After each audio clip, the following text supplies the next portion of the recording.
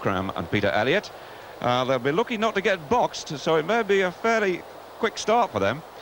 Kulka of Holland in the number 3 position, Peter Rono of Kenya, Marcus O'Sullivan of Ireland, Chariot of Kenya, Canyons in it.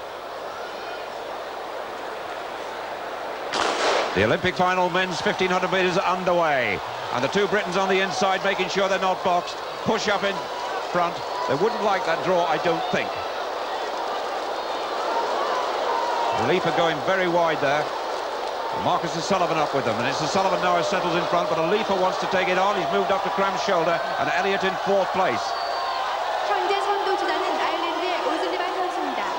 Fifth is Steve Scott.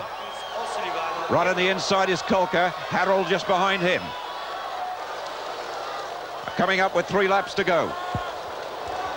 Well, the two Britons anticipated that the pace would be rather slow here, and that gives you an extra thing to worry about. I think the first 300 or 400 metres, I think the race will start to happen after that point. And really, this race is going to come down to tactics, because there's no front runner here. There's nobody who's going to take it out unless the Kenyans do, and the big men are prepared to wait. Elliott and Cram will fancy their chances on the last lap. And I think Steve Cram planned to hit the front with 250 metres to go and then see if he's strong enough.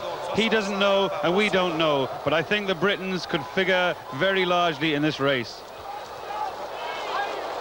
The two Kenyans at the back at the moment. In fact, the Kenyans occupying 3 of the last 4 places. Marcus O'Sullivan leads. Alifa in 2nd place. Peter Elliott, Great Britain 3rd. Steve Cram, Great Britain 4th. Steve Scott, America 5. Kulka, Holland 6th. And Harold in 7th place, with coming up on the outside Peter Rono, the winner of the Kenyan trials, also running very, very wide there. It's Chisire, 4th in the Olympic Games 4 years ago. Under 2 laps left and approaching 800 metres.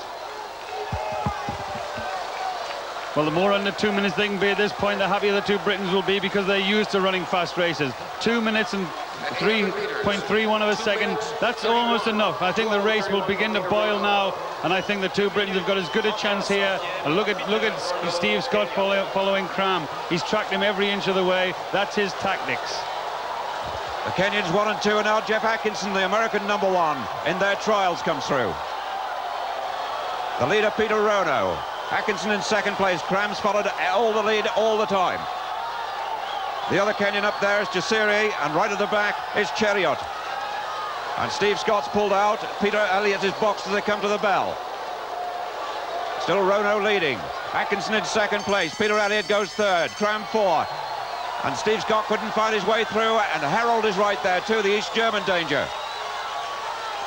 So the race really boiling and bubbling now, with just over 300 left. It's still Rono leading. Elliott in 2nd place, Atkinson 3rd, Cram 4, Harold 5, Scott 6, Kulka 7. Who's the... 200 to go, and Cram is still waiting. Rono leads.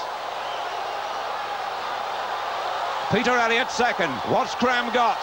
He's not made any move. Harold in 3rd place. And Cram, can he find anything at all?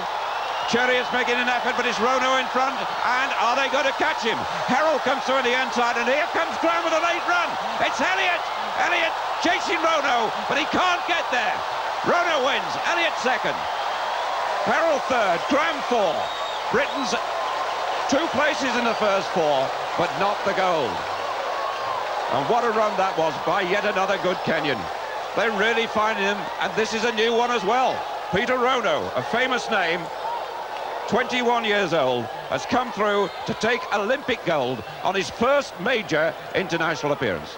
Cram just hadn't got the legs when it mattered most of all. A bold piece of front running. Cram walks away without a medal. And this race came a few days too soon for him. He needed a few